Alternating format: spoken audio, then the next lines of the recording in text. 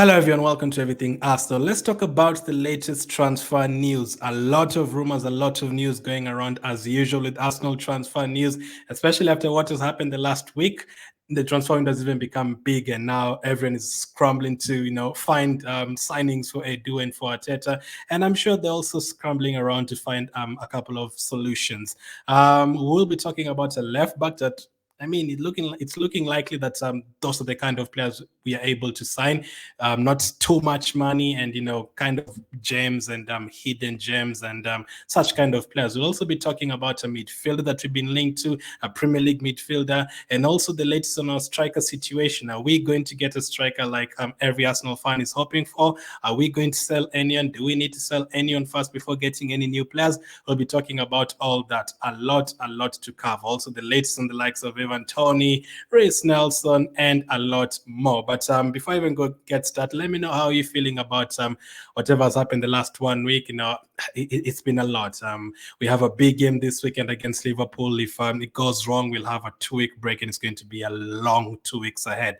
But hopefully, during those 2 weeks, we're able to get some deals done. So today, we've been linked to a left back, a versatile left back. A couple of days ago, I did a video talking about which signings I want to see, which positions. I said I wanted a fullback. I also wanted a midfielder and a striker. So it's good that we are being linked to a midfielder. A couple of weeks ago as well, we had that Arsenal wanted a centre back. But what about if you can get a player who can do everything? And one of those players is this guy. His name is Ferdi Kadioglu. According to Saba of Turkish Football, Arsenal officials said to fly to Turkey next week to discuss the potential signing of Fenerbahce fullback Ferdi Kadioglu, according to Saba. So this is a fullback, is a 24-year-old fullback who plays for Fenerbahce. A very versatile fullback. I can confirm this to you. I've watched a few highlights of him, and I can confirm to you this is the new Marcelo. He's the new Dani Alves.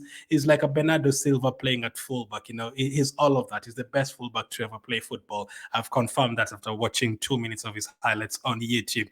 But on a serious note, though, he's very versatile. He's a fullback who can play obviously at left fullback. He can also play as a winger. He's played numerous times as a winger for Fenerbahce. He's been there for a long time, 5-6 years.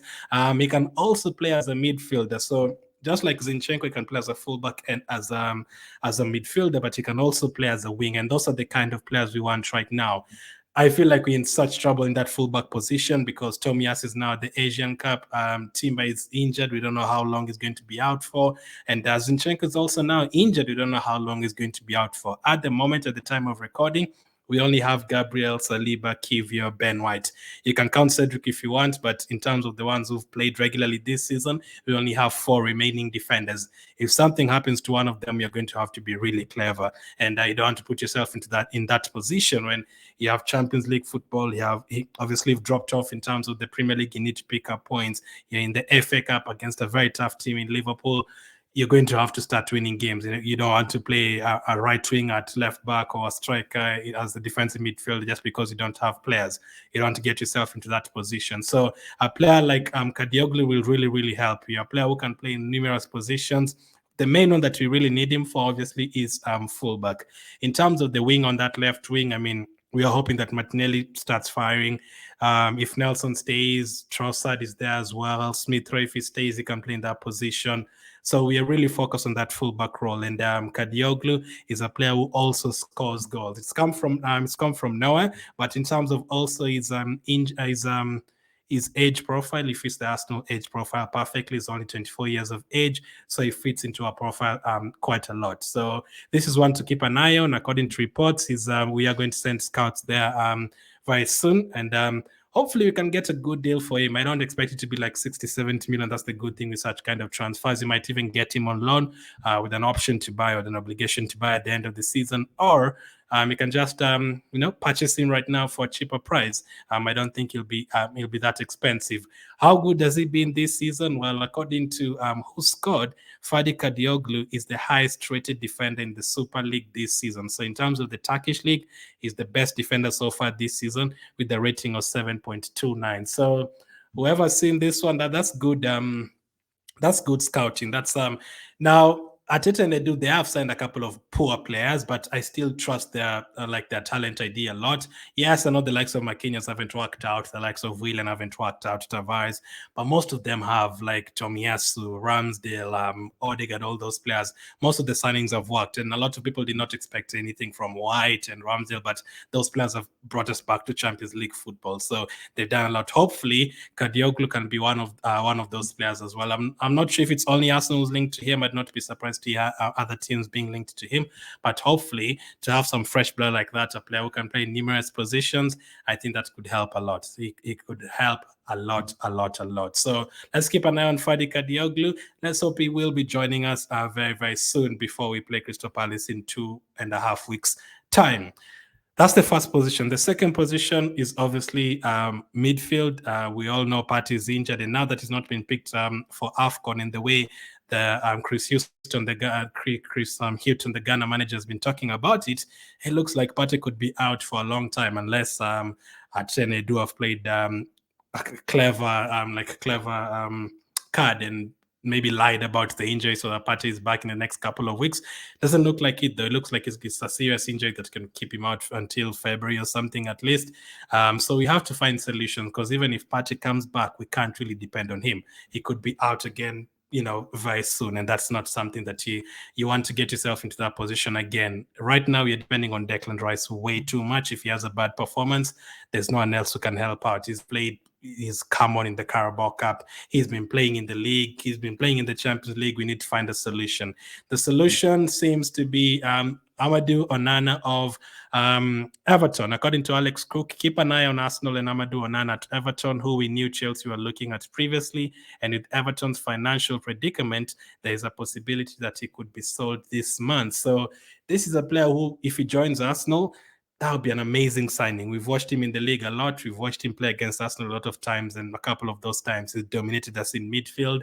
And he's a player who can, just sit in the number 6 position and allow Declan Rice to push forward. He's also a player who can actually play as a number 8 and, push the ball forward for you as well, and have someone else playing in the number 6 and allow someone like Declan Rice to rest. He's someone who you can have sitting in the midfield with either Partey or with Declan Rice as well, and you're very, very solid. If you have Onana and Rice in midfield, there's no one who's going to get past you. That's a powerful midfield, a very, very powerful midfield. He's tall as well. He scored a few goals. He's a bully in midfield, basically. You cannot bully Declan Rice and Onana in midfield. It's also going to be like an easiest kind of signing because, Everton are in that financial situation and they need any kind of money they can get. And one of the players they can sell is Amadou Onana. So that would fit well with us. Now, there'll obviously be competition in the likes of Chelsea in those teams. But if you can tell him, listen, we have Champions League football. Right now, Chelsea are not going to get Champions League football for next season. We're in a better position to get Champions League football again for next season. We're in a title race. Come and help us out. Listen, we are still we're in the FA Cup. Chelsea as well can come and help us in that competition as well.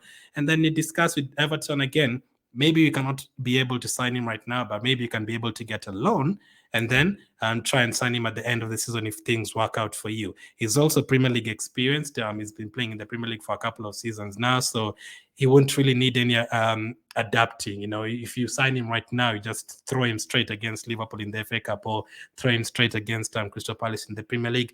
This is a player who's played in the Premier League before and it just sits there and allows the likes of Declan Rice to go forward. How much money will it be? We're not really sure at the moment, but hopefully with Everton's situation, maybe the price is lower because they're desperate for money, hopefully this is a player that you can get. Like if you have a window where you get a fullback and you also get Onana as well, that's it's not the whatever we want yet, but this puts you in a way better position that can allow you to push Declan Rice forward. It can allow you to rest Declan Rice for the more crucial games later on. You don't just play him every single day. Listen, if you don't have enough defenders that can allow you to maybe even put Rice in the back line for one game or something like that, that is a possibility. You can have a formation where you play a 3-2, like 3 defenders and 2 in front of them. So you have Gabriel, Saliba, and Bernard, and then you have Declan Rice and Onana in front of them. And then whenever the opponent has the ball, Declan Rice is the one to cover the fullback position, and Odegaard drops in with Onana. I mean, that's powerful. If in the Champions League quarterfinal and you have Onana, Partey, and Rice in midfield, no one is going to get past that. So I think this is a signing that could do a lot for us. But let's see how that one develops. But obviously, fullback. We've talked about a midfield. There's one position that we really, really want, but we've not really had too much about it. Now, Ivan Toney is in the news as always, but as I've always said, I think this is going to be a difficult one. We're going to have to pay 100 million to get him. I don't think there's anyone who's going to pay that kind of money in January. That is problem number one. Problem number two, Brentford have lost like 5 games in a row. They're in a very bad situation as well. A couple of more losses, they could be 17th, 18th there. They don't want to get themselves into that position as well. And Visa's going to the AFCON. Boemo is injured as well. He could have been going to the AFCON as well. They can't really depend on Mope by himself. They need a player like Toney to come and save them as well. So what would be the goodness for them to sell him right now? They can sell him at the end of the season after they've survived the Premier League. They can sell him. But right now, I think selling Toney, unless they have a very good replacement for him, I don't see why. And then another reason is Toney, he hasn't played for 7-8 months. Is he going to hit the ground running immediately like the way we want to? I don't think so. But anyway, according to Fabrizio Romano and what Thomas Frank has had to say today, Brentford have no plans to sell Ivan Toney in January. He said, yes, he is staying. He's a Brentford player. I can't see why we would sell him, and I would love to have him for a longer time. It needs to be an unbelievable price, so he'll stay here. So that is what Thomas Frank has said. I mean, it's not like I'm definitely not going to sell him. The chances are 90% you're not going to sell him, but if the price is right, 100 million plus, we can sell him. And there's no one who's going to pay that money in January right now, especially with the FFP. Already punished Everton. They're watching Man City. They're watching Chelsea. I think they're watching Nottingham Forest as well. They're potentially watching us as well after buying Rice and Havertz for that kind of money and Timber.